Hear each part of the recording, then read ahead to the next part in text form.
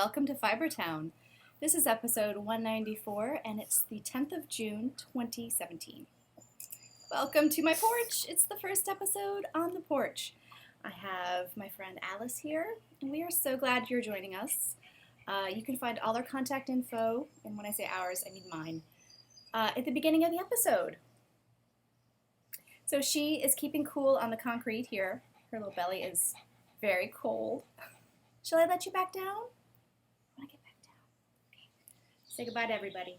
She just turned 5. On the 1st of June, it was her birthday. We completely forgot until about 2 days later. Sorry about that. We've made it up to her. So yeah. Happy birthday, Alice. See you later, mamita. All right. So welcome, everybody. I'm very glad you're here. Yeah, I have lots to chat with you about, so let's start. So the Summer of Us has started, and people are already chattering and showing pictures of their plans and what they've just finished, and it's going to be a good summer. I'm very excited. There's sewing in there, there's amazing knitting, and some other crafting too, some weaving. So please go over to the Fibertown Ravelry group and check it out. And enter your stuff. You've got to be making something that has an S associated with it. I know you are. It could be just that you're making it in the summer. Yes, I've kind of refound, hopefully, my crafting mojo. So I've got FOs to talk to you about, whips, spinning, sewing, and acquisitions. Last thing I want to say before we get on to the FOs is that my Etsy store. Thank you guys so much for checking it out, and thank you if you've purchased a bag. I really hope you like it. I just sent out one a few hours ago. And, oh yes, my hand-spun yarn that is in the shop has been drastically reduced. I really need to get it gone. So I've changed, there's no coupon code needed. I've changed the prices, reduced them 30%. So if that's something you think you might like, go ahead, take a look, see if you want some hand-spun yarn. I just have a very large stash of hand-spun. The other thing I reduced is eco-printed silk scarves. And the way I dye on silk, this is something I dyed as well with things from my garden, is very much a watercolor effect. I don't go for exact prints of leaves necessarily, although that does happen. But this was dyed with marigolds and clematis and crepe myrtle. So there are a few scarves left. Check those out. They are also 30% reduced. So let's do FOs. I made a hat. This is the Quill Hat by Andrea Mowry. It is from Taproot magazine. It's the issue Weave. It's the one that came out just before this current one. It's so hard to capture this color. This is Malabrigo worsted in the Va colorway, V-A-A. And I knit this for my father for his birthday, which is coming up, / Father's Day. And I knit him a hat out of Noro yarn, which he still wears. But that's a couple years old, and I feel like he needs a new one. He's outdoors in all weather all year round. And it's reversible. I don't know if you saw, I just reversed it. I think I prefer this side. So it's just a great textured pattern, but it is quite a slouch. If he doesn't like it, I love it. Did I say it was Andrea Mowry? Don't look too closely at me. Just look at the hat. Yeah, so a lot of fun, really great knit. I have gotten squeezed every last ounce out of that magazine, I feel like. That was a really great episode for me, or issue. So I have another work in progress that is my own. From that you may infer that I also have one that is not my own. But this one is the Camaro sweater. One of the weirdest sweaters I've ever knit. No fault of the pattern. I completely went rogue after the yoke. made a series of very bad decisions. You know, it's all relative. It's a sweater. But I could have made better decisions, and I did not. So you can see that there are these on the sides, these kind of little pooches of extra fabric. It's just kind of weird. I don't even remember what I did. I kind of blocked it out. No pun intended. I blocked out what I did, but you know, I might take my sewing machine and sew a little seam to get rid of some of that extra bulk. Basically, I realized that the body was going to be too big and that I started decreasing, but it made this kind of weird shape right there. So yeah. It's a bit on the shorts. I mean, I like it. It hits me at high hip. I like the length. What else did I do to this? I did some other decreases at the lower back that were not in the pattern. I don't know if you can see those. Can you see those? Yeah, just kind of weird. Just made weird fabric. The sleeves I also did on my own. They're fine. I just did a sort of constant rate of decrease. Excuse me. But they've turned out a little too long. I don't know if you can see this. This tickles me to no end. No, probably can't see it, but it's right here. I've knitted in a strand of hair, and it's really well knit in there. The other thing that's different, pollen, excuse me. The other thing that is different is the seam. I sort of chain loop, what is that called? With a crochet hook, chained up that seam where I had to change the colors. And the yoke, I might have to take this whole show inside. Okay,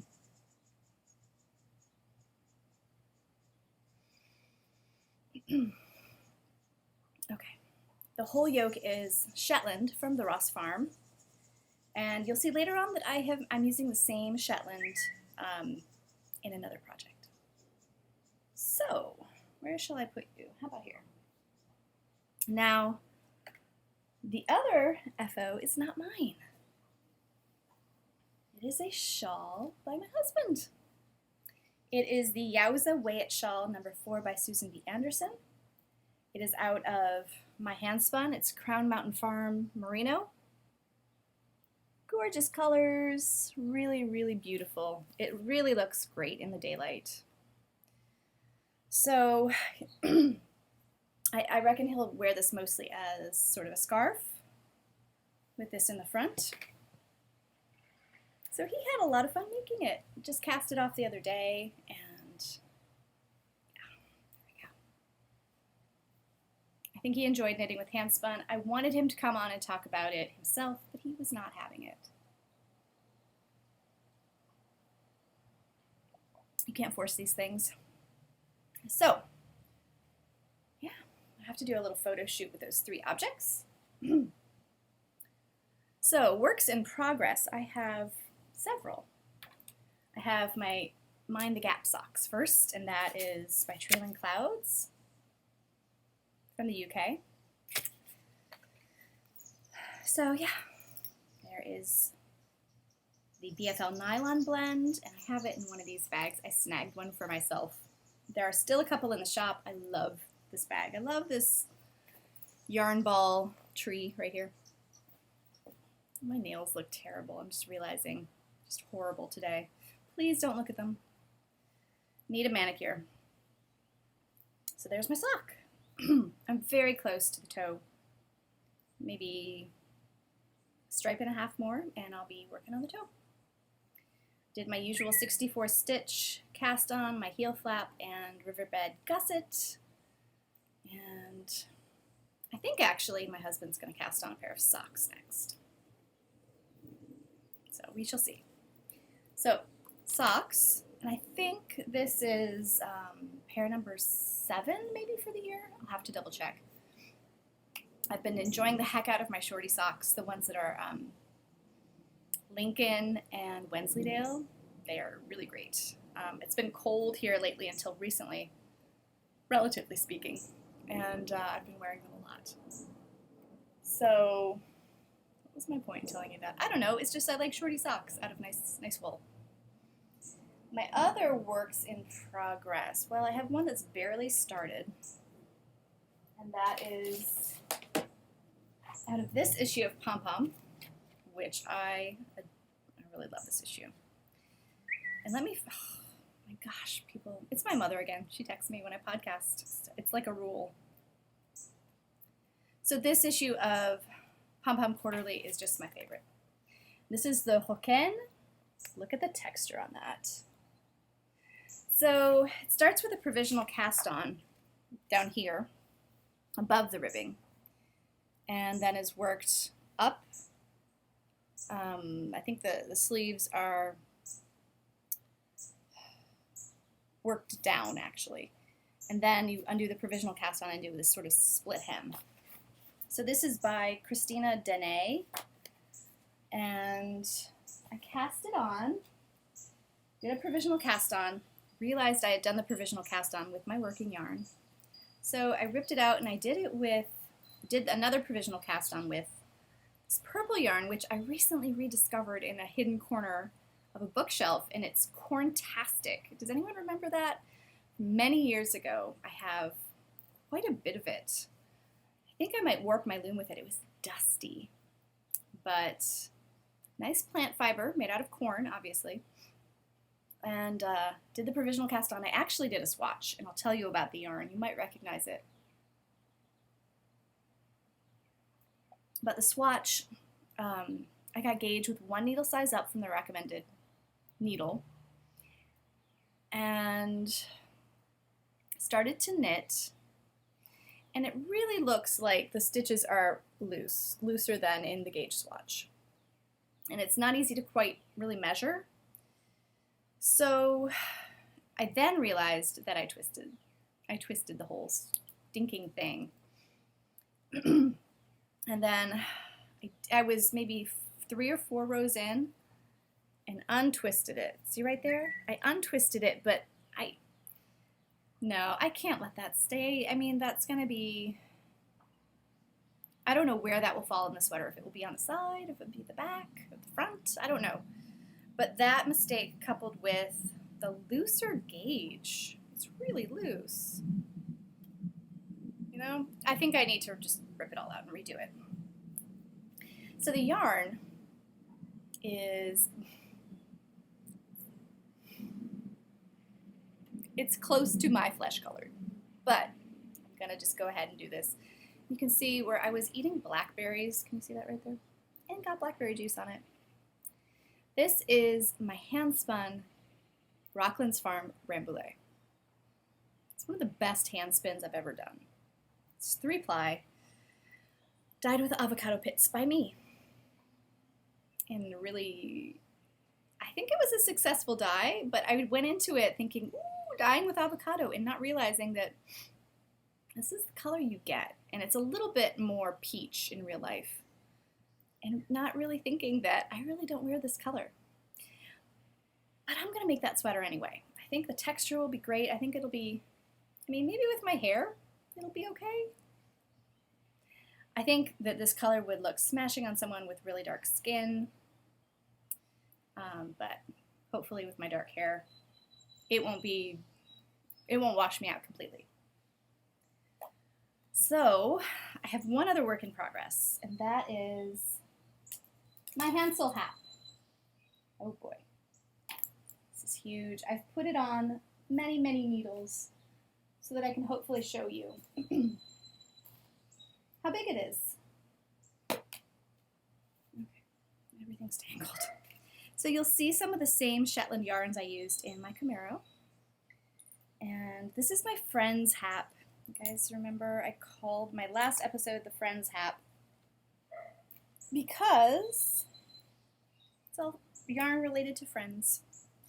So the inside is Eloise, which is a Shetland that we did with my podcasty friends and for Fleece Wise, as well as some yarn from Moneypenny, which you'll see later, and Brutus, who's a Romney Weather, and that was from a fleece another friend had purchased, Megan.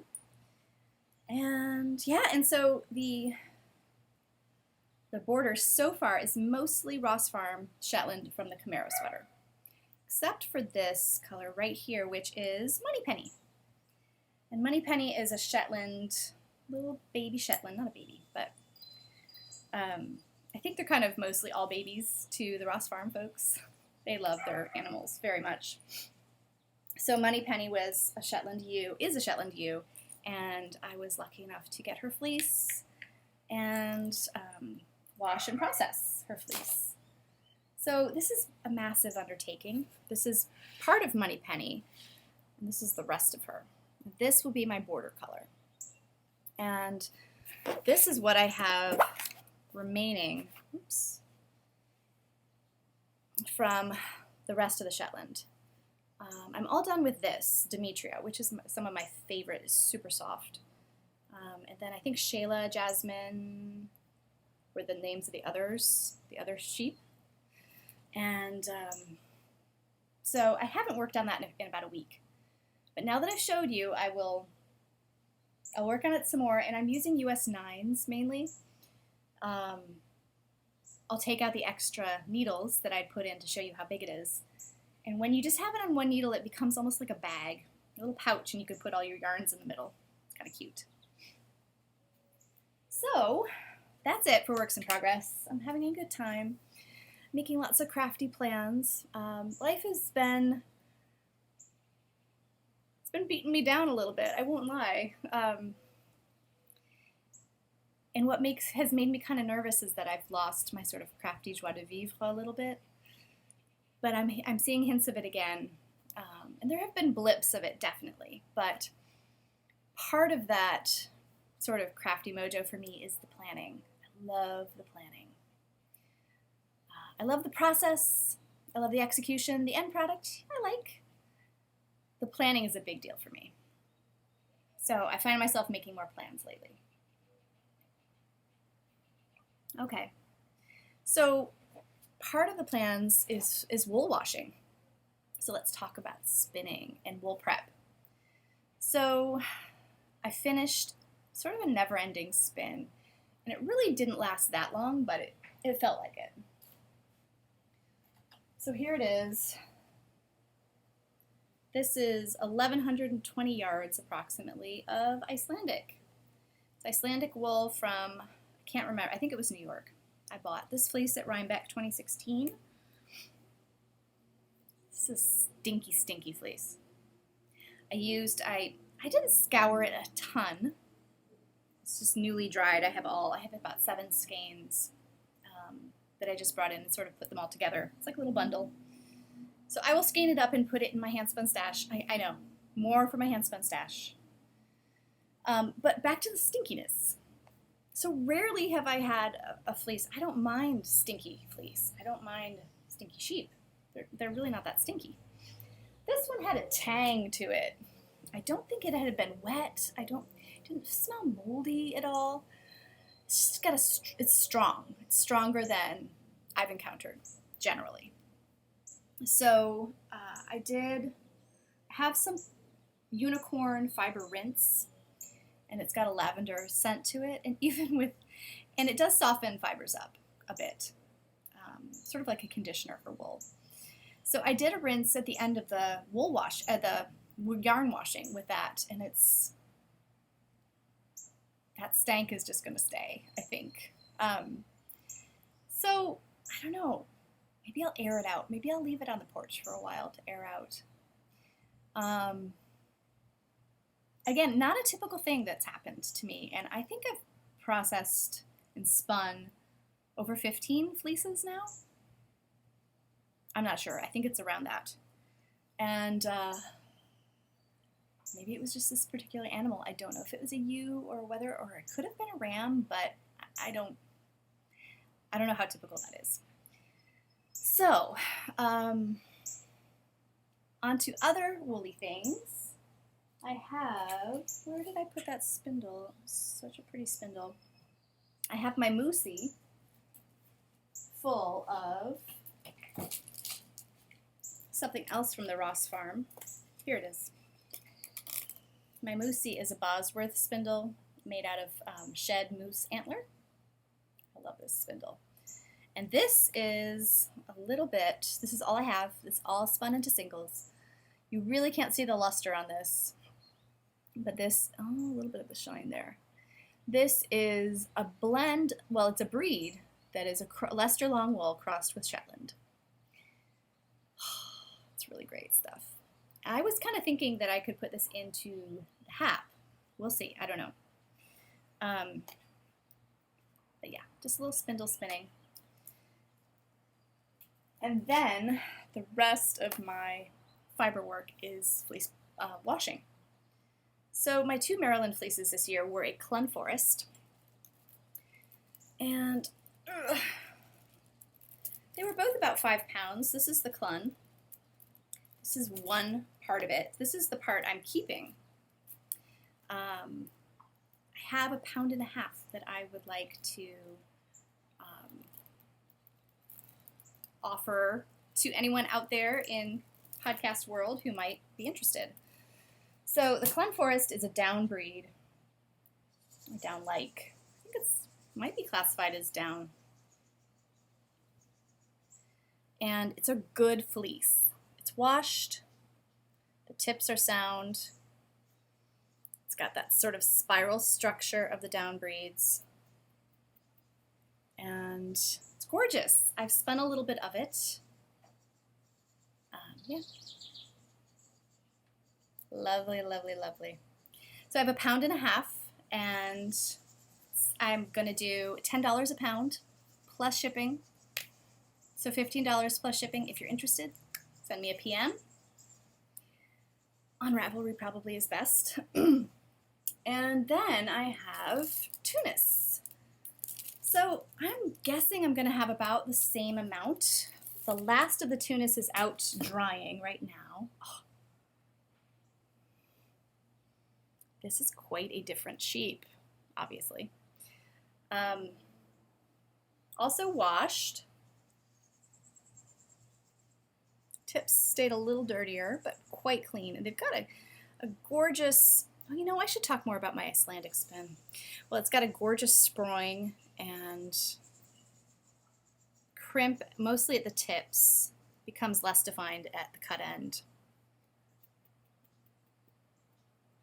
Nice ping, really pretty, really, really pretty.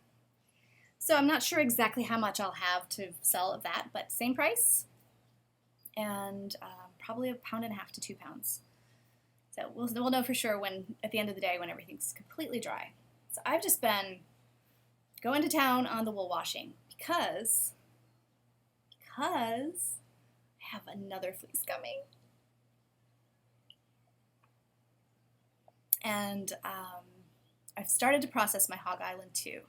I'm not sure if I'm going to drum card it all. I might comb it. I need to spin up a little bit of the drum carded bats I have so far to see how I like it. So we'll see. But the fleece that is coming is from Michigan. And I will tell you more about it when it gets here. I'm not getting the whole fleece. It's a Corriedale. And it's from a ewe named Hilda. She's beautiful with silvery gray, and her fleece was 12 pounds freshly sheared. So Carrie, the shepherdess, skirted it heavily. I think she said after significant skirting, it was about 7 pounds. So I'm getting 4 pounds of it. So very excited to see that come, because I have spun some of Hilda's locks in the past, and I was just enamored. So again, the Icelandic, I talked too much about how stinky it was, but what I didn't tell you is, and I did tell you this before, it's super easy to prepare. I felt it was just so easy. I spun it 2-ply quite loose. I kept the tog and the fell together because there was no way I was separating the tog. I think I felted it a bit when I washed it. I mean, just, it's fine. The strands will come apart. But I didn't really, I won't say that I didn't enjoy the spinning. It didn't suit my default spinning style. Let's just say that. It was incredibly hard to get a consistent yarn, and in fact, I just didn't even try. I'm not interested in fighting with the wool. This is what it wanted to be. And I think, this is my one Icelandic fleece experience. I have spun it in a roving form, already prepared. So I can't really speak authoritatively to how Icelandic spins. But I think where the two coats were well mixed, it was easy to spin. Where it was mostly undercoat or thell, it's more of a downy wool. So I feel like it's more slippery. There's not that crimp that keeps things sort of together. So that down part really wanted to be thick and thin. And I occasionally got spots where it was entirely down and no outer coat. So we'll see how it knits up. It might be really interesting. It might be great to weave with. We'll see. And speaking of weaving, I'm really excited to get back to doing some more weaving. And in fact, I have an acquisition related to weaving. But my blanket, that is the best blanket. Everyone loves it. Everyone's using it, and it's just lovely. It's light and just the right amount of warmth, and I couldn't be happier. So that's it for wool and spinning. Let's talk about sewing and acquisitions. So, no pun intended again, I made another Anna dress, and this is so purple on the screen. It's definitely more of a burgundy plum in real life. This is linen, 100% linen. It's got a black warp and this plum weft. It's gorgeous. It's gorgeous. And this is the Anna dress by Hand London. Here it is. If you want to see it on me, you can look on Instagram. I wore it to a party last weekend and just came home, took it off, and it has been in the same spot ever since. Not on a hanger, hence wrinkly, because it was quite a party. So it is time for me to cut out a new size of Anna dress because, as I said, this is my fourth, and I have made size modifications, but my body has really just changed, and I need to start from scratch. So I really love the look of the Anna dress. It's comfy, it's stylish, it's modern, which I love. I really like modern clothes. It has an invisible zipper, but I just didn't bother. You know what? Because I don't mind if the zipper shows, and it's just a lot less faffing about. And I'm more successful installing zippers this way. I used my overlock stitch. I don't know if you can see that. See that right there? This right here. Right there. To finish off the seams by the zipper. So I'm pretty happy with them. But what I did have to do was redo the shoulder seams. I actually took a significant amount out of the shoulder seams after first making this and trying it on. So this is how the bust is done. Oh, and I also did a V-neck on this one. And I've usually done the boat neck.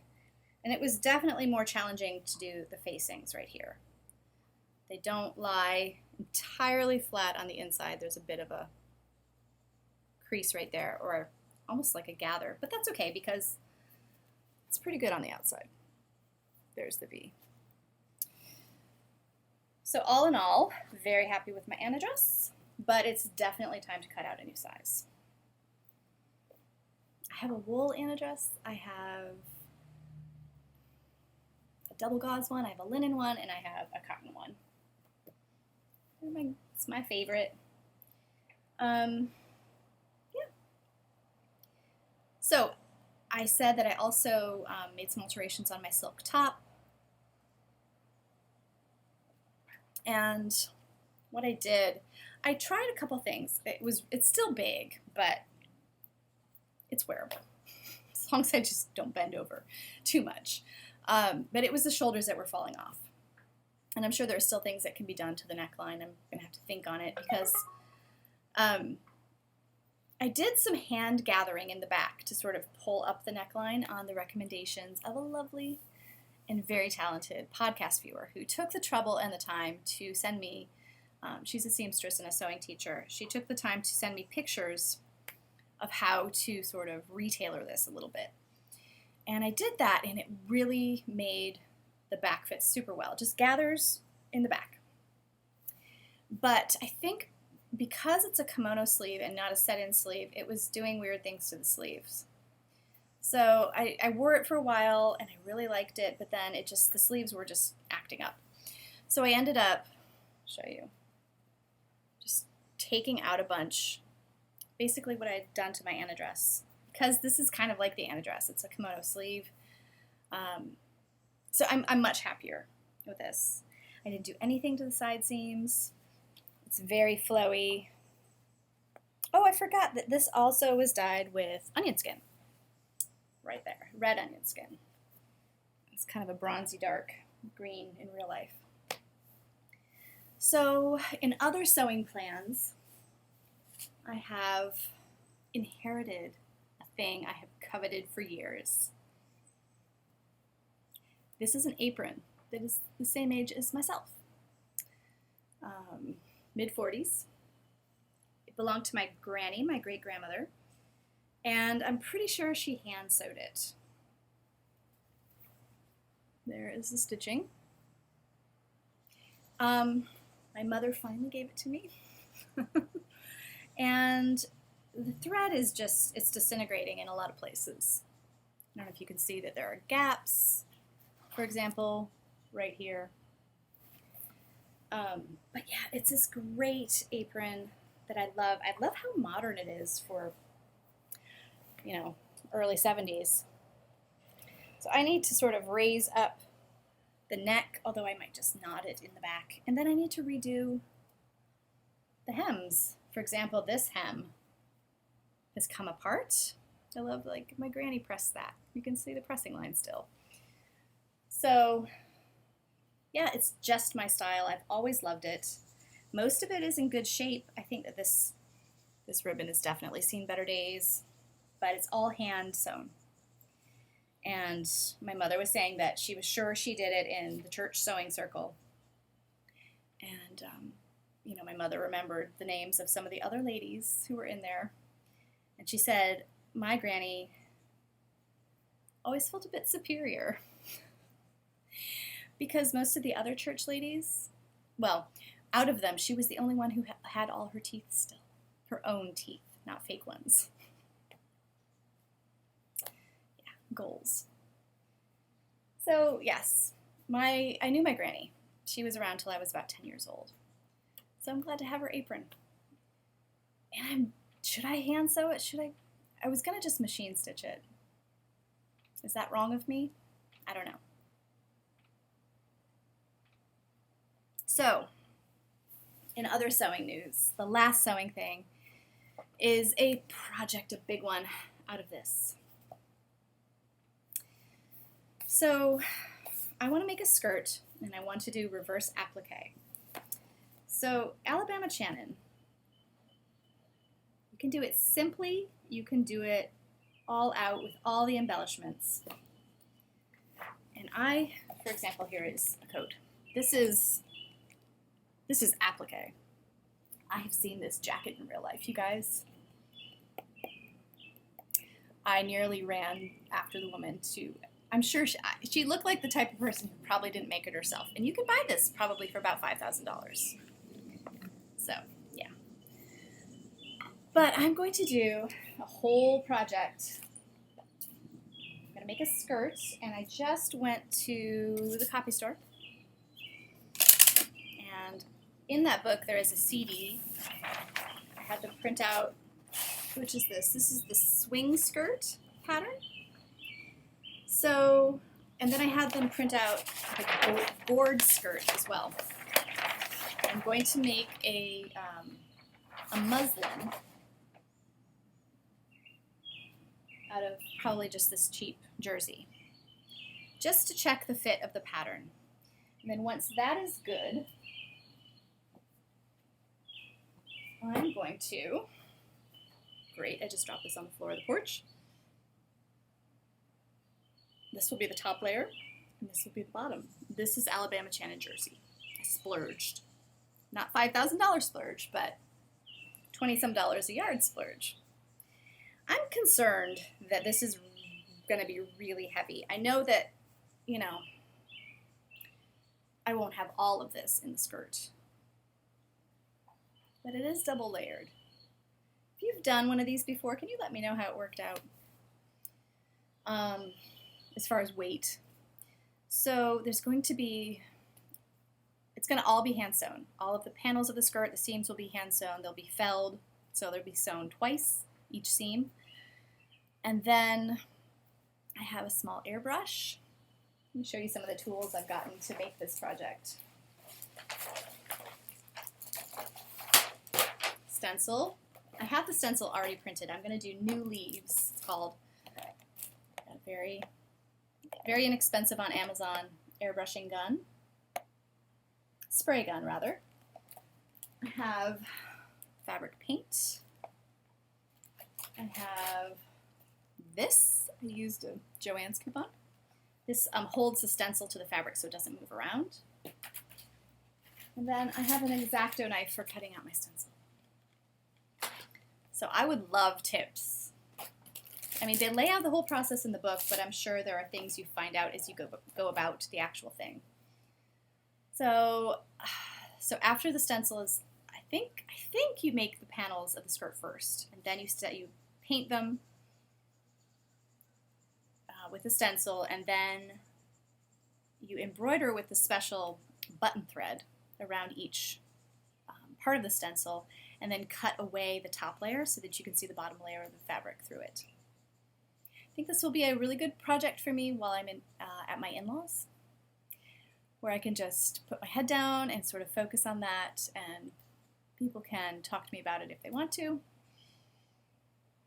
So yeah, it's been a project several months in the making, and I think I'm just going to take one panel with me, because as I said before, I'm traveling light, and I won't have room for everything. And I have knitting to do over there as well, and spinning. So I have 2 acquisitions. Well, maybe more. The first, as I mentioned, is a weaving acquisition. I got a boat shuttle, you guys. And this is I think it's Leclerc. I got this from Paradise Fibers, and really wanted a nice wooden one. I would have loved that, but they were out of my price range, given all my Alabama Channon projects that I've had to put my funds there. But yeah, this is sort of a heavy duty, it is a plastic type of material. Can't remember the exact name of it, but I think this will make me more efficient. The bobbin is really tiny though. I don't know if this is a standard boat shuttle bobbin, but it's like 4 inches. But I'm excited to start weaving with that. I've never had a boat shuttle before. Now the other acquisitions are 2 sewing patterns. And the first one is the Matcha top by So Liberated. Matcha like green tea. And I'm very excited about that one.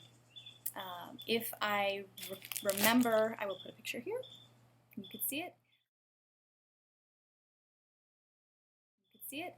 Again, very modern, clean lines. You can do it sleeveless or sleeved. So unfortunately, that's PDF only. Although they do have an option that you can take it to the print store and have them print out a big format pattern. Now the other one is one I've been thinking about making for a while, and it just came in the mail. I got this from an Etsy store. What was the name of it? It was from California.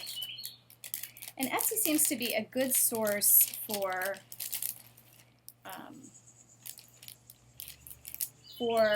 paper patterns. Truly Bella Organics. Ooh, and she sent a little swatch of fabric with swans. This is the Sewaholic Polyburn skirt. This looks like a lot of fun. I love the pockets on the sides. So, I don't know, I probably won't make this before I leave for Spain in about 3 weeks. But I think this will be a great skirt to try. Oh, and it came in, you all have seen these, right? I'm sure these come to your house at some point. I wanted to do a little PSA about this kind of plastic envelope. So you may already do this, and if you do, fantastic. But when you get one of these, consider doing this with it. Consider reusing it. And this is how you would do that. You can take off the address if you want. You can cover it up. But just open the top.